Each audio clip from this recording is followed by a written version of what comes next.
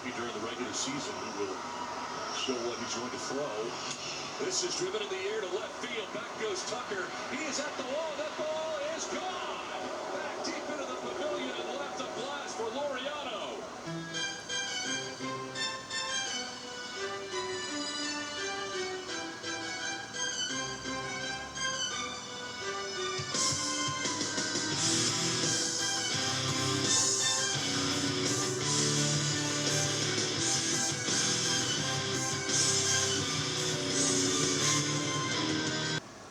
Hey guys, it's Ryan. It's Sports Life. How you guys doing today? So we're gonna start with that particular pitch. Zach Greinke gave him the good old number two. Why he did it? He's kind of goofy that way. He always gives what sign he's going to pitch. That one backfired. I've never seen a pitcher actually give up a home run when they're calling their pitch like that. Usually, you throw out the old number one, throw the fastball, and you burn them.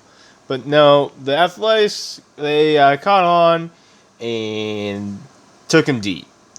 Fortunately for Greinke, the Stros outdueled the A's 11-6. They moved on to the ALCS. So that's where we're going to start. We're going to start in baseball today. The playoffs are definitely heating up. Obviously, you've got the Braves and the Dodgers in the NLCS heading for a good old clash. Probably a lot of offense going to be in those. The Dodgers have been there so many years in a row. I think it's the Braves' turn. I think the Braves are going to take that series. I could be wrong. I definitely would like to see a different face up in the World Series finally. So it'd be kind of nice. And then the Yankees, they did come back and they forced Game 5 against the Rays yesterday. They've got Garrett Cole on the mound today. The Rays have always struggled against Garrett Cole. He's 3-0 against them this year. He has like a 1.6 ERA against them. So the Rays are going to have to find a way to get some hits. They're going to have to find a way to pitch. They're going to have to find a way to come out and beat up the Yankees. You might have to outscore the Yankees. It's how that works. Otherwise, we're going to have a Yankees-Astros ALCS. So a lot of good baseball going on. I know there's only 5 teams left. 4 after today. But it's good. We got to have a season. We are about to, be down to our final 4. The Dodgers did take care of the Padres pretty well. The Braves took care of the Marlins pretty well. And so that's where we're at right now. All right, guys. I'm going to talk about the NBA now. I mean, there's not a whole lot I can talk about baseball. There's only a few things going on there. We're about to be done with the NBA season as well. Just for us to start right back over in January, but we're about to be done with this year. It's been a long year. And the Lakers are 1 win away from winning another championship. The 17th in their franchise history. But no one's looking at it as a Lakers championship. They're just calling it a LeBron championship. And it's possible. The Heat aren't done yet. It's only 3-1. It's still possible to come back. I don't think it's going to happen. I think the Lakers actually have it now. But I have a different opinion on this championship for LeBron. Not only does it prove that he is not a great all-time player, but it proves that he is soft. In Game 3, when they actually lost, he walked off the court with 10 seconds left in the game, gave up, didn't care, whatever, he went on. And to me, that shows he is just weak. Can't even stick around. Okay, you lost 1 game. Big deal. Okay, cool. Well, here's the thing. LeBron James has to literally get away with what they call tampering in the NBA. Getting players to come over before they're even allowed to be free and come over. And he can't do it without a superstar. He always has to have a superstar by his side. And usually that superstar is usually the better of the players. On the team. He tries to, for instance, when he went to Miami, he took his talents to Miami, right? He said it was going to be Wade's team still, which it was Wade's team. It was already Wade's team. But when the game came on the line, it took a crazy Ray Allen shot or something that where it wasn't LeBron. LeBron always gives up. He goes back to Cleveland. He has Kyrie Irving now. And what does he do? He gives up that fourth quarter shot to Kyrie. Yeah, Kyrie hit it. It was a big shot. That's how the Cavs won. But it wasn't LeBron. Here we go. Now we got Anthony Davis involved.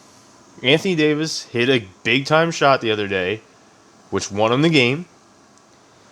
Not LeBron. So, I'm sorry to say, but LeBron is a great athlete. He's an amazing athlete, but he is one of the softest players I've ever seen. He does not want the spotlight on him. He doesn't want the big-time shot. And this championship kind of just proves that. He wants to buy his championships. He wants to, I hate to say it, but win with a superstar all the time. He doesn't want to be that guy to take that final shot. And he never has been. So, the only way he will is if the refs call it a foul for him if he misses. Like, that's the only way LeBron will take that final shot. I think the NBA will be better when LeBron is out of the league. I think they'll be a lot more fun. I'm sick of watching it. And I will say this. I play basketball on the side. And I'm sorry, but there is no way LeBron is that strong and that soft. It's just not. No. Sorry. Now, it'd be good for the Lakers franchise to go ahead and get that 17th championship, to be one behind the Celtics, and, they're trying to tie it up, but I'm sorry, but not for LeBron. This is where LeBron and I stand. So, now, I do think that Anthony Davis deserves a championship. I do believe that Jimmy Butler has proved that he deserves a championship. But I just have mixed feelings on LeBron James. I just don't feel like he deserves an actual championship when he gets it handed to him on a platter. Every single year. And half of those he can't even win when he does get it handed to him. So that's really all I got for the NBA as well. Now, we got some tennis talk. It looks like it's going to be Djokovic and Nadal in the final round. I think that Nadal actually has a lot more confidence going into this. I think he's got a lot more momentum. In the French final, I'm sorry. So I'm going to take Nadal to win the men's side. Then you got Keenan versus Sputnik. And I think Keenan will just cruise through victory. I think that's going to be easy on the women's side. So I think she gets it done really quick. French tournament has actually been kind of interesting. There's been a lot of upsets very early. Of course, Serena went down with injury like the second round. And, you had Halep who got beat last round. So, a lot of good upsets on the women's side. Of course, the men, it's usually the top player that wins, and that's just kind of how it is for tennis. I think the women's side is a lot more interesting to me. Obviously, the volleys are better, and the men's side goes a little bit further, but a lot more upsets. And like I've said previously, I'm big on the upset. I love upsets. So, I hope Nadal takes it home in the men's. All right. Now we get to talk about what's actually going on, where there's a lot going on. We're going to talk about some college football real quick. Obviously, there's some good takes from last week. There's some bad takes from last week. We'll start with the bad. The Big 12 is bad. The Big 12 should not be playing football as of right now because they are just... It shows they didn't have an offseason. They have no defense. Besides Oklahoma State is looking really good. But OU and Texas, who have carried the Big 12 for so many years, it just is bad. It's really bad. There is actually historically for this Red River clash that's about to happen, bad stat. Only 4 times in history has, after the Red River shootout, I guess we can't call it shootout, Red River rivalry, 4 times have both teams been 500 or worse. If Oklahoma wins, which I hope they do, sorry, but I hate Texas. I hope OU goes out there and kills them. then this will be the 4th time in history that that's ever happened, which is crazy. Positives from last week, though. We had BYU showing that they are for real offensively. Wilson kid out there throwing the ball left and right, getting it downfield, finding some big targets. I mean, they're dropping 45 points a game right now. And they've got UT San Antonio. They got some road runners ahead, but I don't think they're going to be Wile E. Coyote this time. I think the Cougars get it done. BYU rolls pretty big. Georgia beat up on a good Auburn team last week, 27-3. So Georgia's looking pretty good. They've got another test tomorrow versus Tennessee. And something else that I took as a positive take from last week, the Big Ten is actually lucky right now. They are not playing. They are letting all these teams beat each other up already in conference play, and they haven't even started playing. They still got 2 weeks. So all that does is helping Ohio State even more. Now, is that a good or bad thing? I'm not quite sure, but it's definitely helping their playoff chances, and they have a weaker schedule and a less games they play. So Ohio State definitely kind of lucking out right now. I kind of hope someone up there in the Big Ten just beats them around. I hope it's Nebraska, honestly. That first game, I hope Nebraska just comes out and smacks them in the mouth. Just because I think it would be funny to watch Ohio State fall. But, yet again, no one's really had an offseason. There's been a lot going on. It's a lot of issues. So, we'll see. Clemson and Bama still looking the part. Obviously, Clemson has a huge matchup this week against Miami, who, yet again, I'm still not big on them. Here they are. Here's their first test. If they can at least hang with Clemson, I will start giving the U a little more respect. But if they go out there and they get smacked in the mouth and they get beat by Trevor Lawrence throwing the ball, Etney running the ball all over them, if they get beat bad like I think they are going to, then I'm sorry, Miami is the team that I thought they were. Now, I did mention the Tennessee-Georgia game today. Can the Balls hang in with the Georgia run game? That's going to be a big question for them. Are they going to be able to stop the run? Are they going to be able to get on the field? Time of possession is going to be big in that game. If Georgia controls time of possession, Georgia wins big. Tennessee kind of hangs around and shares time of possession. It might be a good game. All right.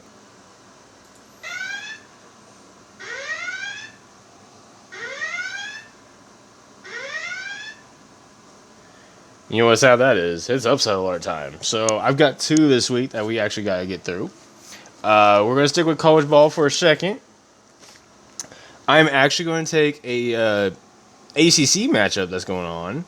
I'm going to take Virginia Tech over North Carolina, who is a 4.5-point favorite. North Carolina is number 18, Virginia Tech being number 19 team. I'm going to take the Hokies and probably by about a touchdown. Usually North Carolina, when they hit the big game, they usually kind of fall apart. And this is one of those big games. So, yes, I will take the Hokies over the Tar Heels. Probably outright. Now, my other upset is actually in the NFL. There is a good New Orleans Saints team out there who hasn't really played to their potential yet. They are a 7.5-point favorite over the Los Angeles Chargers. And guess what? I'm taking the Chargers. I think the Bolts are going to get it done. I think Herbert has kind of figured out some things a little bit. They should have beat the Bucs last week. Yes, they're out without Eckler, which means they're going to have to throw the ball a little bit more. That's what he wants. He's used to an Oregon offense where he threw the ball a lot. Herbert's going to be running for his life probably, but I've still taken the Chargers to win over the Saints in New Orleans, as long as the Hurricane doesn't mess that up.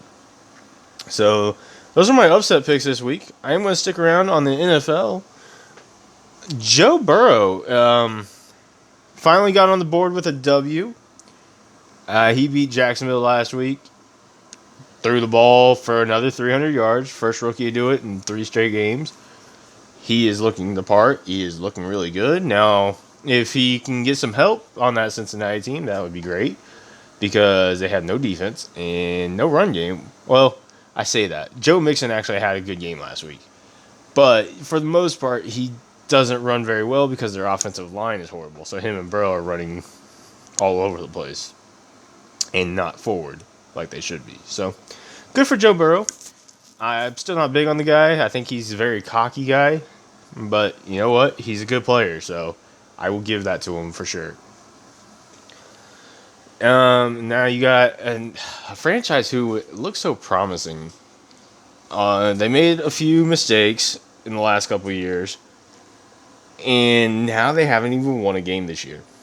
And that's the Houston Texans. They fired Bill O'Brien the other day after another loss.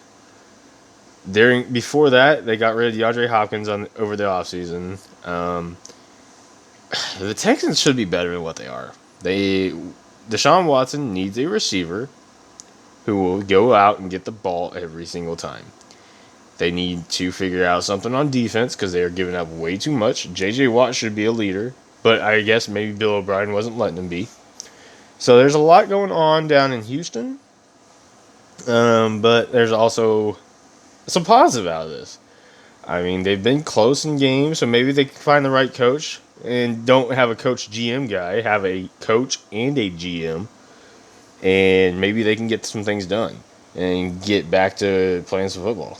Now, I know there's an extra wild card spot for them this year. They are not getting into the playoffs.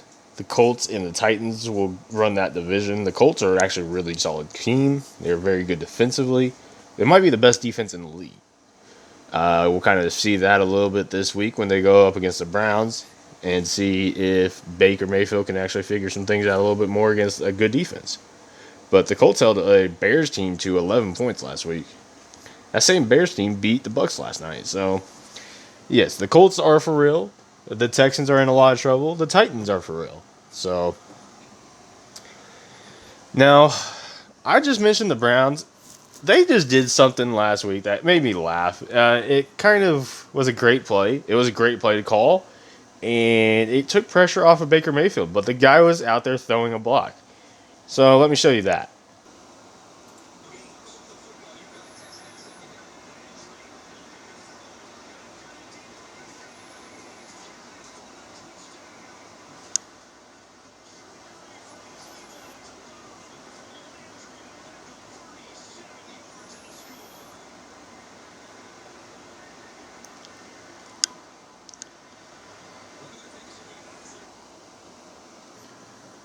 So, yeah, that play happened.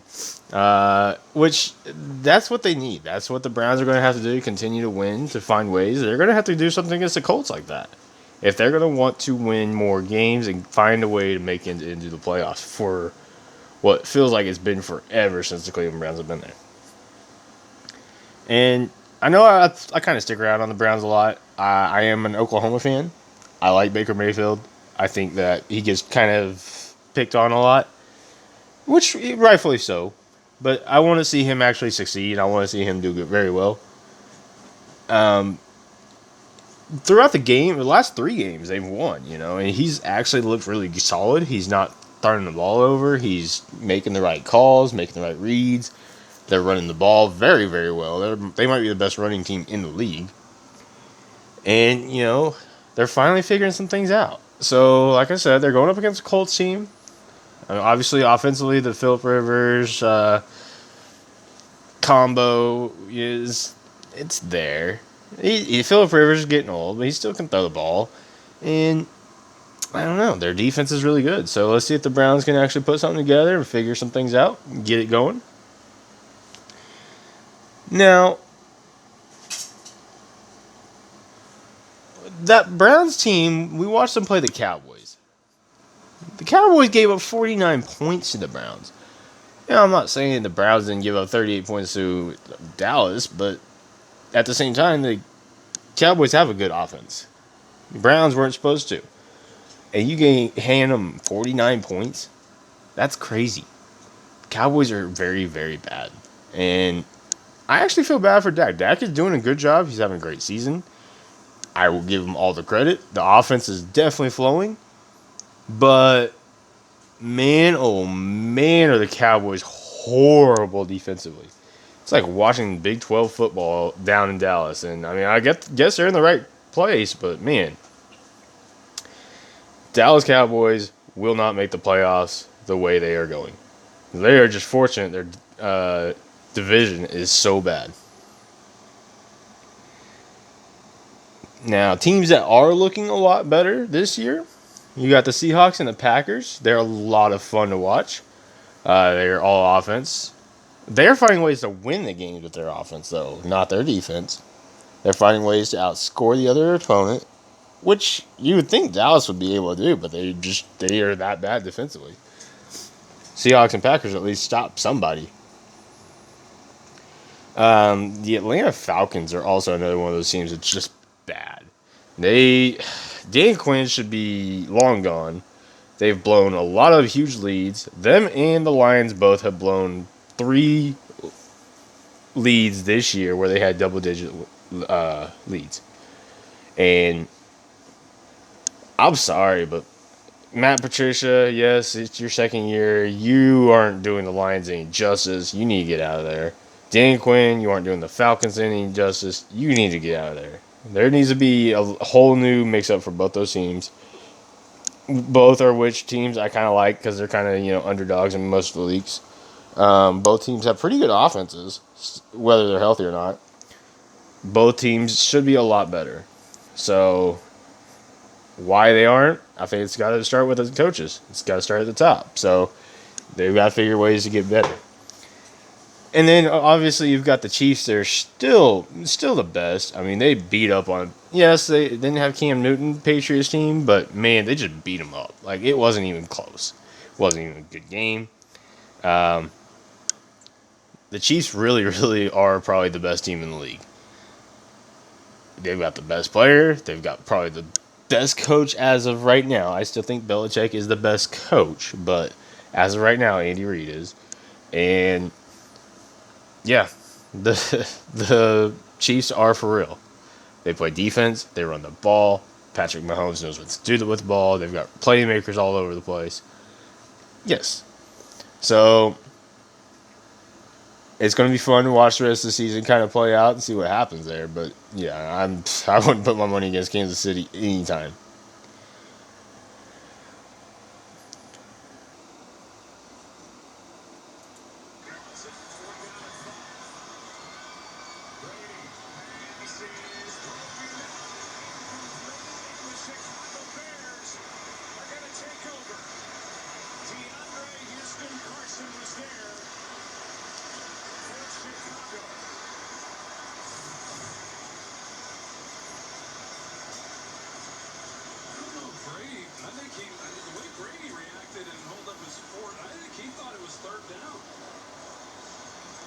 Brady's still standing out there.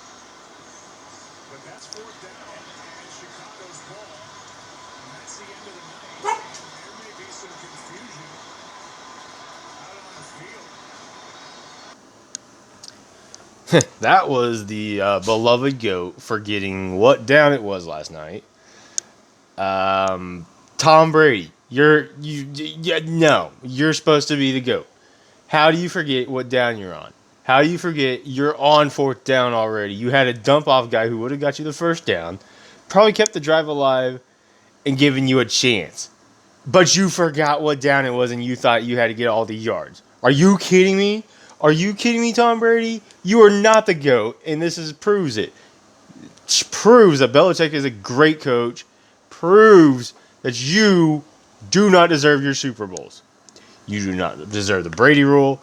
You don't deserve it. I'm sorry. But you can't even remember what down it is. That is bad. And good job, Tom Brady. That was amazing. Now, you're still a great quarterback, but how do you forget what down it is? How? How does that happen? And it did.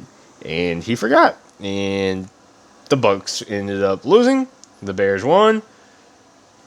That's all I can say. I just laugh at it. So, good job. So that was the start of this week. We've also got the Colts and the Brown. That should be a really great game. The Raiders and Chiefs might have a good offensive game. And there is also a game for the first time in nearly 70 years.